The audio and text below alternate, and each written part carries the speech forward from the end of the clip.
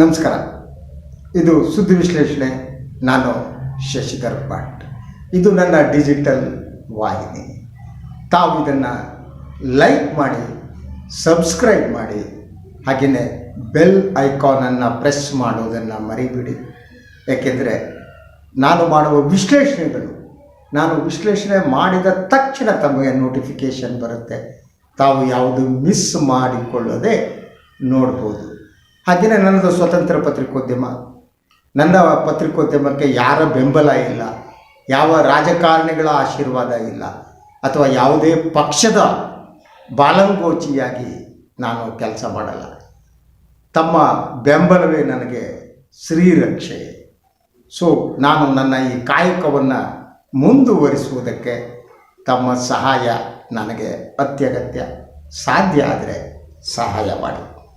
So ಇವತ್ತು ನಾನು BJP ಚುನಾವಣಾ ಪ್ರಚಾರ ಸಮಿತಿ ನೇಮಕ ಆಗಿದೆಯಲ್ಲ, ಅದರ ಬಗ್ಗೆ ಮಾತನಾಡ್ತೀನಿ. ಇದು ಹಲವು ಅಂಶಗಳನ್ನು ಒಳಗೊಂಡಿದೆ. ಕೆಲವು ಮೆಸೇಜನ್ನು ಕೊಡ್ತಾ ಇದೆ. ಅದರ ಜೊತೆಗೆ ಮುಂಬರುವ ಚುನಾವಣೆಯಲ್ಲಿ BJPಯ ಪ್ರಚಾರ ತಂತ್ರ ಹೇಗಿರುತ್ತೆ ಈ ಕುರಿತು ಕೂಡ ಒಂದು ಒಳನೋಟ ಸಿಗುತ್ತೆ. ಬೊಮ್ಮಾಯಿ ಅವರು ಸಮಿತಿಯ ಅಧ್ಯಕ್ಷರಾಗಿದ್ದಾರೆ. ಇದು ಕೆಲವರಿಗೆ ಆತಂಕಕಾರಿ, ಕೆಲವರಿಗೆ ಆಘಾತಕಾರಿ, ಕೆಲವರಿಗೆ ಅನಿರೀಕ್ಷಿತ. ಯಾರು ಕೂಡ ಬೊಮ್ಮಾಯಿ ಅವರನ್ನು ಈ ಸಮಿತಿಯ ಅಧ್ಯಕ್ಷ ಸ್ಥಾನಕ್ಕೆ ನೇಮಿಸಲಾಗುತ್ತೆ ಅಂತ ಅಂದುಕೊಳ್ಳಿರಲಿಲ್ಲ. ಯಡಿಯೂರಪ್ಪನವ್ರನ್ನ ಈ ಸಮಿತಿಯ ಅಧ್ಯಕ್ಷ ಸ್ಥಾನಕ್ಕೆ ನೇಮಿಸಬಹುದು ಅನ್ನುವ ವದಂತಿ ರಾಜಕೀಯ ವಲಯದಲ್ಲಿ ಇತ್ತು. ಸೊ ಯಡಿಯೂರಪ್ಪನವರ ಅಭಿಮಾನಿಗಳ ಬಳಗ ಕೂಡ ಇದನ್ನೇ ನಿರೀಕ್ಷೆ ಮಾಡಿತ್ತು. ಆದರೆ ಅದು ಆಗಲಿಲ್ಲ. ಸೊ ಒಂದು 2-3 ಪಾಯಿಂಟ್ಗಳನ್ನು ನಾವು ಇಟ್ಟು ಇದರ ಬಗ್ಗೆ ಮಾತನಾಡ್ಬೋದು. ಒಂದು, ಬಹಳ ಸ್ಪಷ್ಟವಾದ ಮೆಸೇಜನ್ನು BJPಯ ವರಿಷ್ಠರು ನೀಡಿದ್ದಾರೆ. ಅದು ಮುಂಬರುವ ಚುನಾವಣೆ ಏನಿದೆ ಅದು ಬೊಮ್ಮಾಯಿ ಅವರ ನೇತೃತ್ವದಲ್ಲಿ ನಡೆಯುತ್ತೆ ಅನ್ನೋದು ಮೊದಲ ಸೂಚನೆ ವರಿಷ್ಠರು ನೀಡಿದ್ದು. ಸಾಮೂಹಿಕ ನಾಯಕತ್ವದ ಬಗ್ಗೆ ಮಾತು ಕೇಳ್ತಾ ಇತ್ತು. ಸೊ ಯಾರು ಯಡಿಯೂರಪ್ಪನವ್ರ ನಾಯಕತ್ವ ಅಂತ ಇನ್ನೂ ಕೆಲವರು ಹೇಳ್ತಾ ಇದ್ದರು. ಹಲವು ರೀತಿಯ ಗೊಂದಲ ಇತ್ತು. ಈ ಗೊಂದಲಕ್ಕೆ ಒಂದು ರೀತಿಯ ತೆರೆಯನ್ನು ಎಳೆದಂತೆ ನನಗೆ ಕಾಣ್ತಾ ಇದೆ. ಒಂದು ಸೂಚನೆ ಏನು ಅಂದರೆ, ಪ್ರಚಾರ ಮಾತ್ರ ಅಲ್ಲ, ಈ ಚುನಾವಣೆ ಏನಿದೆ, ಈ ಚುನಾವಣೆ ಸನ್ಮಾನ್ಯ ಬಸವರಾಜ ಬೊಮ್ಮಾಯಿಯವರ ನೇತೃತ್ವದಲ್ಲಿ ನಡೆಯುತ್ತೆ ಅನ್ನೋದು ಮೊದಲ ಅಂಶ ಅಂತ ನಾನು ಅಂದುಕೊಂಡಿದ್ದೇನೆ. ಅದರ ಜೊತೆಗೆ ಈ ಸಮಿತಿಯಲ್ಲಿ ಯಡಿಯೂರಪ್ಪನವರಿಗೆ 2ನೆಯ ಸ್ಥಾನವನ್ನು ನೀಡಲಾಗಿದೆ. ಅಂದರೆ ಪ್ರಚಾರದಲ್ಲಿ ಅವರು ಬೊಮ್ಮಾಯಿಯವರ ಕೈ ಕೆಳಗೆ ಅಂತ. ಇದನ್ನು ಯಡಿಯೂರಪ್ಪ ಮತ್ತು ಅವರ ಬೆಂಬಲಿಗರು ಯಾವ ರೀತಿ ಸ್ವೀಕರಿಸಬಹುದು, ಇದು ಕುತೂಹಲಕರವಾದದ್ದು. ಯಾವತ್ತೂ ಕೂಡ ಯಡಿಯೂರಪ್ಪನವರು 2ನೇ ಸ್ಥಾನವನ್ನು ಒಪ್ಪಿಕೊಳ್ಳುವವರಲ್ಲ. ಈಗ 2ನೆಯ ಸ್ಥಾನವನ್ನು ಅವರು ಒಪ್ಪಿಕೊಳ್ಳುವಂಥ ಸ್ಥಿತಿ ಬಂದಿದೆ. ಇದಕ್ಕೆ ಆ್ಯಕ್ಷನ್ಗಳು ಹೇಗಿರುತ್ತೆ ಅಂತ ಈಗಲೇ ಹೇಳೋದು ಕಷ್ಟ. ಆದರೆ ಯಡಿಯೂರಪ್ಪನವರಿಗೆ ಬೇಸರ ಅಂತೂ ಇದರಿಂದ ಆಗಿರುತ್ತೆ, ಅದಕ್ಕೆ ಯಾವ ಅನುಮಾನವೂ ಬೇಕಾಗಿಲ್ಲ. 3ನೇ ಅಂಶ, ಹಾರ್ಡ್ ಕೋರ್ ಹಿಂದುತ್ವವಾದಿಗಳನ್ನು ಈ ಕಮಿಟಿಯಲ್ಲಿ ಇಟ್ಟಿಲ್ಲ. ತೇಜಸ್ವಿ ಸೂರ್ಯ ಅಂತವರು ಇಲ್ಲ, ಅನಂತಕುಮಾರ್ ಹೆಗಡೆ ಅಂತವರು ಇಲ್ಲ, ಯತ್ನಾಳ್ ಕೂಡ ಇಲ್ಲ. ಇದು ಯಾವ ರೀತಿ ಸಂದೇಶವನ್ನು ಕೊಡುತ್ತೆ? ಈ ಚುನಾವಣೆಯಲ್ಲಿ ಹಿಂದುತ್ವವನ್ನು ಪ್ರಮುಖ ವಿಚಾರವನ್ನಾಗಿ ಪ್ರಸ್ತಾಪಿಸುವುದು ಅಗತ್ಯ ಇಲ್ಲ ಅಂತ BJP ವರಿಷ್ಠರು ಯೋಚಿಸಿರಬಹುದಾ? ಬಹುಮಟ್ಟಿಗೆ ನಿಜ ಅಂತ ಅನಿಸುತ್ತೆ. ಹಾರ್ಡ್ ಕೋರ್ ಹಿಂದುತ್ವ ಕರ್ನಾಟಕದಲ್ಲಿ ವರ್ಕೌಟ್ ಆಗಲ್ಲ ಅನ್ನುವ ಜ್ಞಾನೋದಯ BJP ವರಿಷ್ಠರಿಗೆ ಆಗಿರಬೇಕು. ಸೊ ಇಲ್ಲಿ ನೀವು ಕೇವಲ ಹಿಂದುತ್ವವನ್ನು ಇಟ್ಟುಕೊಂಡು ಚುನಾವಣೆ ಗೆಲ್ಲುವುದಕ್ಕೆ ಇದು ಉತ್ತರ ಪ್ರದೇಶ ಅಲ್ಲ. It is not UP. Yogi ರೀತಿಯ ಮಾತುಕತೆಗಳು ಏನಿವೆ ಅದು ಅಡ್ವರ್ಸ್ ಆಗುವ ಚಾನ್ಸಸ್ ಕರ್ನಾಟಕದಲ್ಲಿ ಜಾಸ್ತಿ. ಯಾಕೆಂದರೆ ಕರ್ನಾಟಕದ ಮತದಾರರು, ಎಸ್ಪೆಷಲಿ ದಕ್ಷಿಣ ರಾಜ್ಯದ ಮತದಾರರು ಹೆಚ್ಚು ಪ್ರಜ್ಞಾವಂತರು. ಅವರು ರಿಲಿಜನನ್ನು ಒಂದು ಹಂತವನ್ನು ಮೀರಿ ಅವರು ಅದನ್ನು ಸ್ವೀಕರಿಸಲ್ಲ. ಸೊ ಆ ಕಾರಣಕ್ಕಾಗಿ ಬೂಮ್ರ್ಯಾಂಗ್ ಆಗಬಹುದು ಅಂತಲೂ ಅನಿಸಿರ್ಬೋದು ಬಿ ಜೆ ಪಿ ವರಿಷ್ಠರಿಗೆ. ನೀವು ಯು ಪಿ ಇಲೆಕ್ಷನನ್ನು ಅಥವಾ ಉತ್ತರ ಭಾರತದ ಯಾವುದೇ ರಾಜ್ಯಗಳ ಇಲೆಕ್ಷನನ್ನು ಎದುರಿಸಿದ ಹಾಗೆ ಕರ್ನಾಟಕದ ಇಲೆಕ್ಷನನ್ನು ಎದುರಿಸೋದಕ್ಕೆ ಸಾಧ್ಯ ಇಲ್ಲ ಅಂತ ಅವರಿಗೆ ಅನ್ನಿಸಿರ್ಬೋದು ಅನಿಸುತ್ತೆ. ಅದರಿಂದ ಈ ಹಾರ್ಡ್ ಕೋರ್ ಹಿಂದುತ್ವವಾದಿಗಳು ಏನಿದ್ದಾರೆ ಅವರು ಸ್ವಲ್ಪ ಸೈಡ್ ಲೈನ್ ಮಾಡಿದಾಗೆ ಕಾಣುತ್ತೆ. ತೇಜಸ್ವಿ ಸೂರ್ಯ ಇರ್ಬೋದು, ಪ್ರತಾಪ್ ಸಿಂಹ ಇರ್ಬೋದು, ಯತ್ನಾಳ್ ಇರ್ಬೋದು, ಸುನಿಲ್ ಕುಮಾರ್ ಇರ್ಬೋದು, ಯಾರಿಗೂ ಇದರಲ್ಲಿ ಅವಕಾಶವನ್ನು ಕಲ್ಪಿಸಿಲ್ಲ. ಸೊ ಇಲ್ಲಿ ಯಡಿಯೂರಪ್ಪನಿಗೆ ಒಂದು ಸಮಾಧಾನಕರ ಬಹುಮಾನ ನೀಡಲಾಗಿದೆ. ಅದು ವಿಜೇಂದ್ರ ಅವರನ್ನು ಈ ಸಮಿತಿಯಲ್ಲಿ ಸೇರಿಸಿದ್ದು. ಅಂದರೆ ಬಿ ಜೆ ಪಿ ವರಿಷ್ಠರು ವಿಜೇಂದ್ರ ಅವರಿಗೆ ರಿಹ್ಯಾಬಿಲಿಟೇಟ್ ಮಾಡಬಹುದು, ಆದರೆ ಯಡಿಯೂರಪ್ಪನವರು ಮಾತ್ರ ನೇಪಥ್ಯಕ್ಕೆ ಸರಿಯುವುದು ಅನಿವಾರ್ಯ. ಅವರು ನೇಪಥ್ಯಕ್ಕೆ ಹೋಗಬೇಕು. ಅವರ ರಾಜಕೀಯ ಬದುಕು ಮುಗಿದಿದೆ, ಅವರ ಇನ್ನಿಂಗ್ಸ್ ಮುಗಿದಿದೆ, ಅಥವಾ ಅವರ ಇನ್ನಿಂಗ್ಸನ್ನು ನಾವು ಮುಗಿಸಿದ್ದೇವೆ ಅಂತ ಪಕ್ಷದ ವರಿಷ್ಠರು ಅಂದುಕೊಂಡಿರಬಹುದು ಅಂತ ನನಗೆ ಅನಿಸುತ್ತೆ. ಅದರ ಜೊತೆಗೆ ಈ ಒಂದು ಕಮಿಟಿಯಲ್ಲಿ ಮಾಜಿ ಮುಖ್ಯಮಂತ್ರಿಗಳಿಗೆ ಎಲ್ಲರಿಗೂ ಅವಕಾಶ ಕಲ್ಪಿಸಲಾಗಿದೆ. ಜಗದೀಶ್ ಶೆಟ್ಟರ್ ಇದ್ದಾರೆ, ಸದಾನಂದ ಗೌಡರು ಅವರಿಗೆ ಸ್ಥಾನ ಕಲ್ಪಿಸಲಾಗಿದೆ, ಹಾಗೆ ಯಡಿಯೂರಪ್ಪನವ್ರನ್ನ ಸ್ಥಾನ ಕಲ್ಪಿಸಿದ್ದಾರೆ. ಅಂದರೆ ಜಗದೀಶ್ ಶೆಟ್ಟರ್ ಮತ್ತು ಸದಾನಂದ ಗೌಡರು ಏನಿದ್ದಾರೆ ಅವರ ಸಾಲಿನಲ್ಲೇ ಯಡಿಯೂರಪ್ಪನವರು ನಿಲ್ಲಿಸಲಾಗಿದೆ. ಪ್ರತ್ಯೇಕ ಅಲ್ಲ ಅಥವಾ ಅವ್ರಿಗಿಂತ ಮೇಲೆ ಅಂತ. ನೀವೆಲ್ಲ ಮಾಜಿ ಮುಖ್ಯಮಂತ್ರಿಗಳು ಒಂದೇ ಕಟ್ಟಡಿ ನೀವು ಪ್ರಚಾರ ಮಾಡಿ ಸಾಕು, ನಿಮ್ಮ ಸೇವೆ ಇಷ್ಟಕ್ಕೆ, ನಿಮಗೆ ಯಾವುದೇ ಅಧಿಕಾರ ಅಗತ್ಯ ಇಲ್ಲ, ನಿಮ್ಗೆ ಯಾವುದೋ ಅಧಿಕಾರ ಕೊಡಲ್ಲ, ನೀವು ಹೇಳಿದ್ರೆ ಅಷ್ಟು ಮುಚ್ಕೊಂಡು ಮಾಡಿ ಅನ್ನುವ ಸಂದೇಶವನ್ನು ಕೂಡ ಕೊಟ್ಟಂತೆ ಕಾಣ್ತಾ ಇದೆ.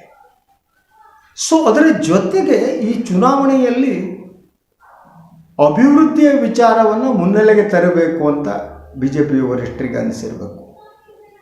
ಸೊ ಆ ಕಾರಣಕ್ಕಾಗಿ ಅಭಿವೃದ್ಧಿ ಪರ ರಾಜಕಾರಣ ಏನಿದೆ, ಅಭಿವೃದ್ಧಿ ಪರ ರಾಜಕಾರಣ ಕರ್ನಾಟಕದಲ್ಲಿ ವರ್ಕೌಟ್ ಆಗುತ್ತೆ, ಅನುಮಾನ ಬೇಕಾಗಿಲ್ಲ. ಆ ಕಾರಣಕ್ಕಾಗಿ ಅಭಿವೃದ್ಧಿ ಪರವಾಗಿ ಮಾತನಾಡುವ, ಹಿಂದುತ್ವವನ್ನು ಪಕ್ಕಕ್ಕೆ ಸರಿಸಿ ಇಡುವ ಬೊಮ್ಮಾಯಿ ಅವರಿಗೆ ಒಂದು ನೇತೃತ್ವವನ್ನು ಕೊಟ್ಟಿರಬಹುದು. ಅದಕ್ಕೆ ಪೂರಕವಾಗಿಯೇ ಬೊಮ್ಮಾಯಿ ಅವರು ಕೆಲಸ ಮಾಡ್ತಾರೆ. ಓದೋದೆಲ್ಲ ಅಭಿವೃದ್ಧಿ ಬಗ್ಗೆ ಮಾತನಾಡ್ತಿದ್ದಾರೆ. ಅದರ ಜೊತೆಗೆ ನಿನ್ನೆ ತಾನೇ ಹುಬ್ಬಳ್ಳಿಯಲ್ಲಿ ಉತ್ತರ ಕರ್ನಾಟಕದ ಅಭಿವೃದ್ಧಿ ಬಗ್ಗೆ ಒಂದು ಶೃಂಗಸಭೆಯನ್ನು ಕೂಡ ನಡೆಸಲಾಯಿತು. ಸೊ ಇಟ್ ಶೋಸ್ ಚುನಾವಣಾ ಸಂದರ್ಭದಲ್ಲಿ ಇದೆಲ್ಲ ಬಹಳ ಮುಖ್ಯವಾದದ್ದು. ಅವರು ಯಾವ ರೀತಿ ಆಲೋಚನೆ ಮಾಡ್ತಿದ್ದಾರೆ, ಕರ್ನಾಟಕದ ಮತದಾರರನ್ನು ಹೇಗೆ ಆಕರ್ಷಿಸಬೇಕು, ಅವರು ಯಾವುದರಿಂದ ಆಕರ್ಷಿತರಾಗ್ತಾರೆ, ಇದನ್ನು ಆಲೋಚನೆ ಮಾಡಿದ ಬಿ ಜೆ ಪಿ ವರಿಷ್ಠರು ಈಗ ಅಭಿವೃದ್ಧಿಯ ವಿಚಾರವನ್ನು ಅವರು ಬಹಳ ಮುಖ್ಯವಾಗಿ ಪ್ರಚಾರ ಮಾಡುವ ಚಾನ್ಸಸ್ಸು ನನಗೆ ಕಾಣುತ್ತೆ. ಅದರ ಜೊತೆಗೆ ರಾಜ್ಯ ನಾಯಕರುಗಳೇನಿದ್ದಾರಲ್ವ ಬಿ ಜೆ ಪಿಯ, ಯಾರು ಬಿ ಜೆ piಯ ರಾಜ್ಯ ನಾಯಕರಿದ್ದಾರಲ್ವ, ಅವರು ನೀವು ಮುಖ್ಯರಲ್ಲ ಅನ್ನುವ ಸಂದೇಶವನ್ನು ಕೂಡ ಈ ಮೂಲಕ ನೀಡಲಾಗಿದೆ. ಅಂದರೆ ಅವರು ನಂಬುವ ಪ್ರಕಾರ ರಾಜ್ಯ ನಾಯಕರಿಗೆ ಯಾರಿಗೂ ಕೂಡ ಮತ ತರುವ ಶಕ್ತಿ ಇಲ್ಲ. ಈ ರಾಜ್ಯ ನಾಯಕರೆಲ್ಲ ನಿರುಪಯೋಗಿಗಳು, ನಮಗೆ ವೋಟ್ ಬರೋದ್ರೆ ಬಿ ಜೆ ಪಿಯ ಹೆಸರಿನಿಂದ, ಮೋದಿ ಮುಖದಿಂದ. ಸೊ ಆದ್ದರಿಂದ ಇಡೀ ಚುನಾವಣೆಯನ್ನು ನಾನು ಮೊನ್ನೆನೂ ಹೇಳಿದ್ದೆ, ಒಂಥರ ಇದು ಮೋದಿ ಸೆಂಟ್ರಿಕ್ ಆಗಿ ಇದನ್ನು ಒಂದು ಪರಿವರ್ತಿಸುವ ಯತ್ನ, ಆ ಸಂದೇಶವನ್ನು ಕೂಡ ಈ ಒಂದು ಸಮಿತಿ ನೀಡಿದೆ ಅಂತ ನಾನು ಅಂದುಕೊಂಡಿದ್ದೇನೆ. ಸೊ ಇದರಿಂದ ಬಹಳ ಸ್ಪಷ್ಟವಾದ ಅಂಶ ಅಂದರೆ ಇದು ಯಡಿಯೂರಪ್ಪನವರಿಗೆ ಹಿನ್ನಡೆ ಆಗಿದೆ. ಇದನ್ನು ಅವರು ಹೇಗೆ ಸ್ವೀಕಾರ ಮಾಡ್ತಾರೆ ಗೊತ್ತಿಲ್ಲ. ನನ್ನ ರಾಜಕೀಯ ಬದುಕು ಮುಗಿತಪ್ಪ, ಏನೋ ವಿಜೇಂದ್ರಗೇನೋ ಒಂದು ಅವಕಾಶ ಕೊಟ್ಟಿದ್ದಾರೆ, ಇದರಿಂದ ನಾನು ಹಾಗೆಯೇ ನೇಪಥ್ಯಕ್ಕೆ ಸರಿದು ಹೋಗಬೇಕು ಅಂತ ಅಂದುಕೋತಾರೆ.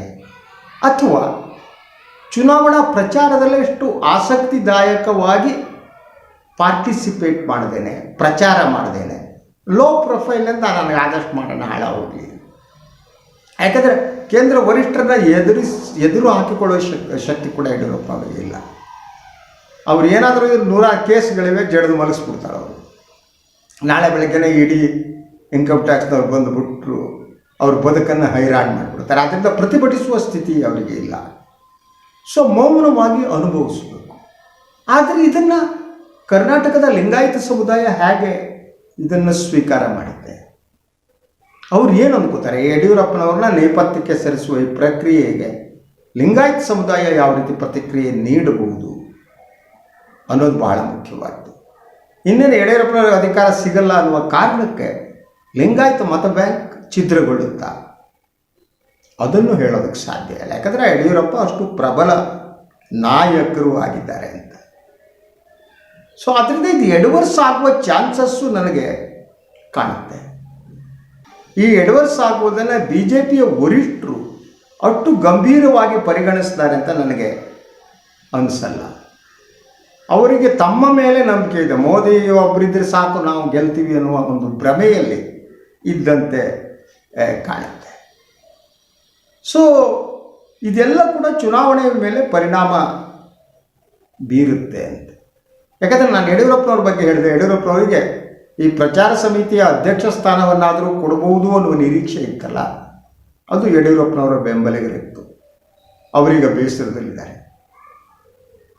ಆ ಬೇಸರ ಯಾವ ರೂಪ ಪಡೆಯುತ್ತೆ ಗೊತ್ತಿಲ್ಲ. ಪ್ರತಿಭಟನೆ ಹಂತಕ್ಕೆ ಹೋಗಲ್ಲ, ಬಟ್ ಆಸಕ್ತಿಯನ್ನು ಅವರು ಕಳೆದುಕೋಬಹುದು ಅಂತ. ಇನ್ನು ಬೊಮ್ಮಾಯಿಯವರಿಗೆ ಒಂದು ಸಮಾಧಾನಕರ ಬಹುಮಾನ ಕೊಡಲಾಗಿದೆ. ಅವರು ಸಂಪೂರ್ಣವಾಗಿ ಮುಖ್ಯಮಂತ್ರಿ ಆಗಿದ್ದರೂ ಕೂಡ ಅವರ ಕಾಲೆಳೆಯುವ ಕೆಲಸ ನಡೀತಿತ್ತು.